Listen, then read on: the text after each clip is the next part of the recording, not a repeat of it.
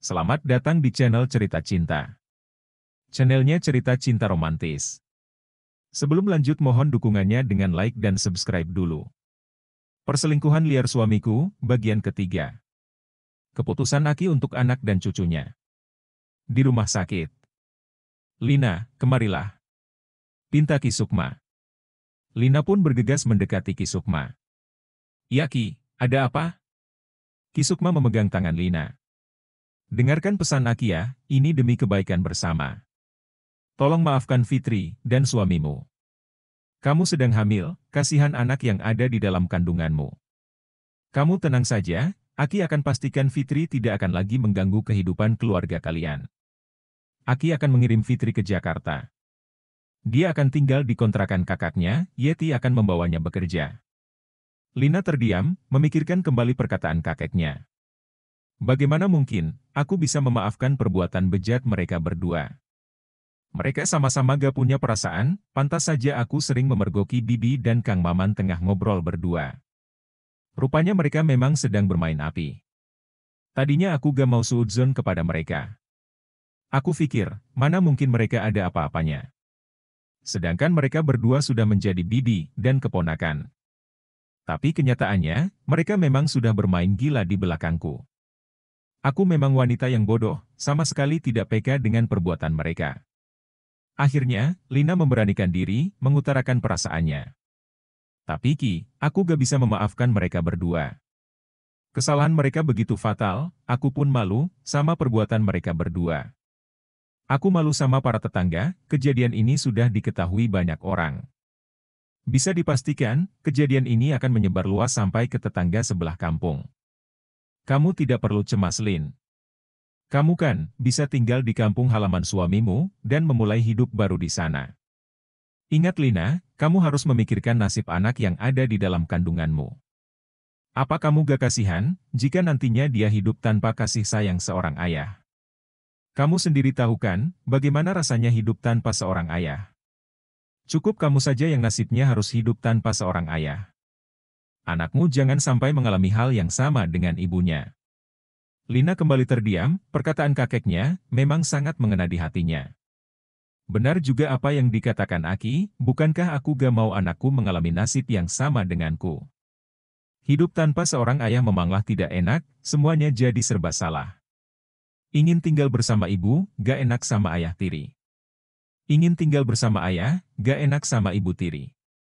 Beruntung, ada Aki dan Nini yang mau merawatku, kalau tidak, mungkin sekarang aku sudah menjadi gembel. Ayahku tidak pernah menemuiku, dan ibuku sendiri, sama sekali tidak mau merawatku, seakan-akan aku ini hanyalah anak pembawa sial. Mulai sekarang, aku gak boleh egois, demi kamu, nak. Mama rela, meski mama harus mempertaruhkan nyawa mama sekalipun, gumamnya.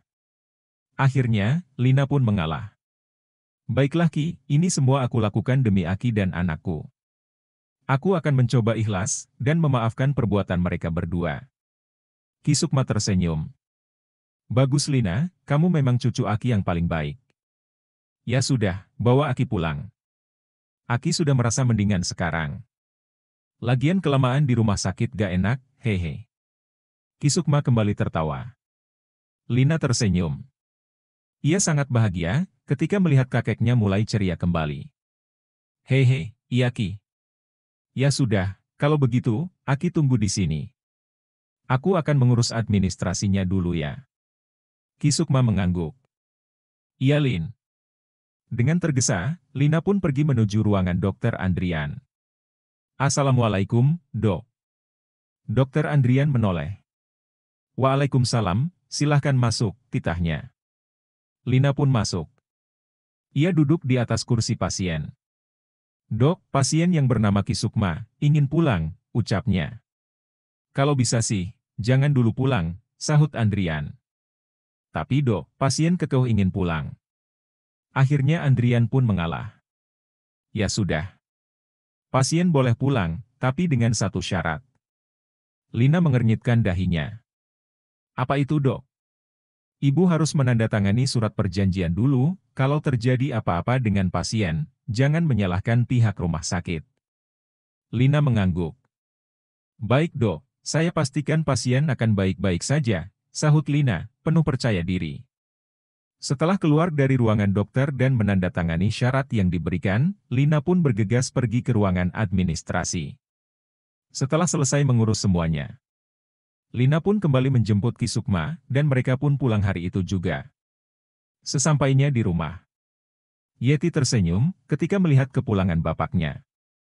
Ia mendekat dan mencium tangan bapaknya. Alhamdulillah, Bapak sudah pulang.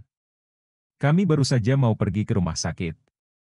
Kapan kamu datang, Yet? Tanya Ki Sukma. Tadi, Pak. Pantas saja aku merasa tak enak hati dan ingin cepat-cepat pulang. Rupanya Bapak sakit, sahut Yeti sendu. Bapak sudah mendingan kok. Yet, panggil adikmu, titahnya. Yeti mengangguk. Baik, Pak. Ki Sukma melirik Lina. Panggil Maman juga, Lin. Lina mengangguk. Baik, Ki. Setelah semuanya berkumpul, Ki Sukma pun memulai pembicaraannya. Fitri. Panggilnya. Iya, Pak. Sahut Fitri, seraya menunduk. Setelah kejadian itu, ia sama sekali tak berani menatap wajah bapaknya sendiri. Apalagi, dialah yang jadi penyebab bapaknya masuk rumah sakit. Ki Sukma menatap Fitri, yang sedari tadi hanya menunduk. Mulai sekarang, kamu pergi ke Jakarta. Bapak gak mau melihat kamu tinggal di sini lagi. Tinggallah bersama kakakmu, kamu bisa ikut kerja bersama Yeti. Kamu sudah membuat Bapak malu. Sabar Ki, Aki gak boleh emosi. Aki kan baru saja keluar dari rumah sakit, kalau kambuh lagi gimana, ucap Nini, mengingatkan suaminya. Fitri hanya menunduk, sungguh ia masih merasa malu atas perbuatannya. Selain sudah membuat keluarganya malu, ia pun telah mengkhianati keponakannya sendiri. Sampai berani berbuat zina dengan suami keponakannya. Akhirnya, Fitri pun mulai memberanikan diri untuk berbicara. Baik Pak, Fitri bersedia pergi ke Jakarta dan tinggal bersama Kak Yeti. Fitri minta maaf sudah mengecewakan Bapak dan membuat Bapak malu, sesalnya. Fitri melirik Lina. Bibi juga minta maaf sama kamu, Lin, Bibi sudah membuat kesalahan yang fatal. Berpacaran dengan suami keponakan Bibi sendiri, sesalnya. Lina hanya diam, rasanya ia tak sudi jika harus menatap pengkhianat. Biarlah kakeknya yang berbicara dan menjawab semuanya. Kami sudah memaafkan perbuatan kalian. Bapak harap, kamu bisa berubah menjadi lebih baik lagi. Satu pinta Bapak, jangan mengulangi kesalahan lagi, pesannya. Fitri mengangguk. Baik, Pak, sahutnya. Ki Sukma menoleh ke arah Maman. Dan kamu, Maman, tunjuknya. Maman menunduk. Iya, Ki, sahutnya. Bersyukurlah kamu, mempunyai istri sebaik Lina, Lina sudah bersedia memaafkanmu. Maman pun tersenyum. Tapi dengan satu syarat. Lina tidak mau tinggal di sini lagi, ia merasa malu dengan perbuatan bejat kalian. Lina tak mau jika harus mendengar gunjingan para tetangga. Bawalah istrimu ke kampung halamanmu, dan mulailah hidup baru di sana. Meski tempat kita tidak begitu jauh, setidaknya orang-orang di kampungmu tidak mengetahui kejadian kemarin. Maman melirik Lina, yang sedari tadi hanya menunduk. Terima kasih ya Lin, kamu sudah mau memaafkan kesalahanku. Lina hanya membalasnya dengan anggukan. Lina bangkit, ia pun memutuskan untuk kembali pulang ke rumahnya. Rasanya, ia tak sudi jika harus berlama-lama berhadapan dengan pengkhianat. Ya sudah. Kalau begitu aku mau istirahat dulu, ucapnya, seraya berlalu pergi begitu saja. Maman ikut bangkit. Aku juga, mau pulang dulu menyusul Lina. Iya, sahut Ki Sukma. Maman pun pergi, menyusul istrinya yang berjalan lebih dulu. Lin, panggilnya. Lina menoleh. Kamu yakin, sudah memaafkanku? Iya, sahut Lina. Maman tersenyum, tak lupa ia pun mengucap syukur. Alhamdulillah, kalau begitu besok kita pindah, ajaknya. Lebih cepat lebih baik, sahut Lina datar. Esoknya, Fitri berangkat ke Jakarta untuk ikut bekerja dengan Yeti. Begitupun dengan Maman dan Lina. Mereka sedang bersiap untuk pindahan ke kampung halaman Maman. Disinilah Lina sekarang tinggal di kampung halaman suaminya. Ia tinggal serumah dengan ibu mertuanya. Ya, hanya dengan ibu mertuanya, ayah Maman telah meninggal saat Maman masih duduk di bangku sekolah dasar. Sedangkan Ros, adik Maman satu-satunya, dia telah menikah dan tinggal di Banten bersama suaminya. Waktu masih tinggal di kampung halaman istrinya, Maman bekerja sebagai kuli panggul. Namun, sekarang Maman bekerja sebagai kernet mobil pengangkut pasir. Aku pergi bekerja dulu ya, pamit Maman kepada istrinya. Iya, Kang, sahut Lina. Ia pun mencium tangan suaminya. Ayah pergi dulu ya nak, doakan ayah, mudah-mudahan dilancarkan rezekinya, buat biaya lahiran nanti, ucapnya, seraya mengelus perut buncit istrinya. Amin, Lina mengangkat kedua tangannya, kemudian menutupkannya di wajah. Ya begitulah Maman, sifatnya berubah-ubah. Kadang baik, kadang juga garang. Ia tak segan membanting apa saja, ketika ia sedang marah. Jadi Lina sebagai istri harus berhati-hati dalam segala hal. Lina terus berusaha agar tidak melakukan kesalahan, dan menuruti semua keinginan suaminya. Kalau tidak, suaminya bisa marah, dan akibatnya bisa fatal. Lina terus menatap kepergian suaminya. Ya Allah, semoga di tempat yang baru ini, suamiku bisa berubah. Menjadi suami yang lebih baik lagi, dan semoga, suamiku tak lagi mengulangi kesalahan yang sama, amin. 1 bulan berlalu. Yeti menghampiri adiknya yang sedang terbaring di kamar. Beberapa hari ini Fitri merasa tak enak badan, kepalanya pusing, dan perutnya mual. Sehingga membuatnya tak nafsu makan. Fit bangun, makan bareng yuk, ajaknya. Fitri memaksakan diri untuk bangun. Iya, Kak, sahutnya. Perlahan ia bangkit, dan berjalan mengikuti kakaknya, walau bagaimanapun perutnya mulai terasa lapar. Sesampainya di meja makan, Fitri duduk di sebelah kakaknya, ia pun mulai menyendok nasi dan lauk ke dalam mangkuk. Baru saja beberapa sendok Fitri makan, tiba-tiba saja ia merasa mual. Tuh kan, mual lagi, gumamnya. Sadar bahwa dirinya akan segera muntah, ia pun bergegas berlari menuju kamar mandi.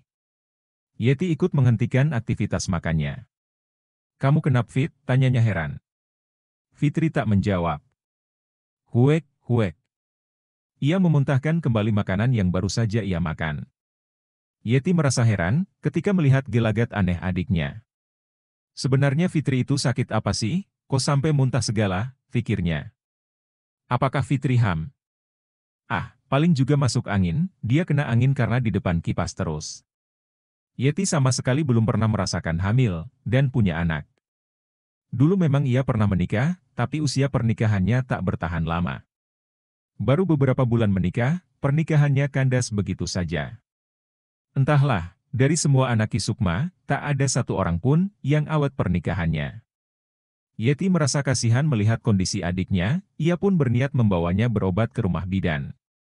Kasihan juga lihat Fitri sakit, selain tidak masuk makanan, muntah-muntah pula, sepertinya sakitnya lumayan parah, gumamnya. Yeti kembali berpikir. Lebih baik aku bawa dia ke bidan terdekat, gumamnya. Fitri baru saja keluar dari kamar mandi, setelah merasa enakan, Fitri pun kembali menghampiri kakaknya. Fit, berobat aja yuk. Kamu sakit sampai gak masuk makanan begitu, kakak takut kamu kenapa-kenapa. Fitri mengangguk, walau bagaimanapun ia merasa gak nyaman dengan sakit yang dideritanya. Ia berharap setelah berobat sakitnya bisa sembuh. Iya kak, aku ambil jaket dulu. Yeti bergegas mencegahnya. Enggak, biar kakak yang ambil jaketnya, sahut Yeti. Ia pun berlalu pergi menuju kamar adiknya. Setelah berhasil mendapatkan apa yang ia cari. Saat itu juga Yeti langsung membawa adiknya berobat ke bidan. Sesampainya di rumah bidan, Yeti dan Fitri masuk ke dalam. Assalamualaikum, ucap Yeti dan Fitri berbarengan. Waalaikumsalam, silahkan duduk. Kita Bu Bidan Dewi, seraya tersenyum ramah. Yeti dan Fitri pun duduk.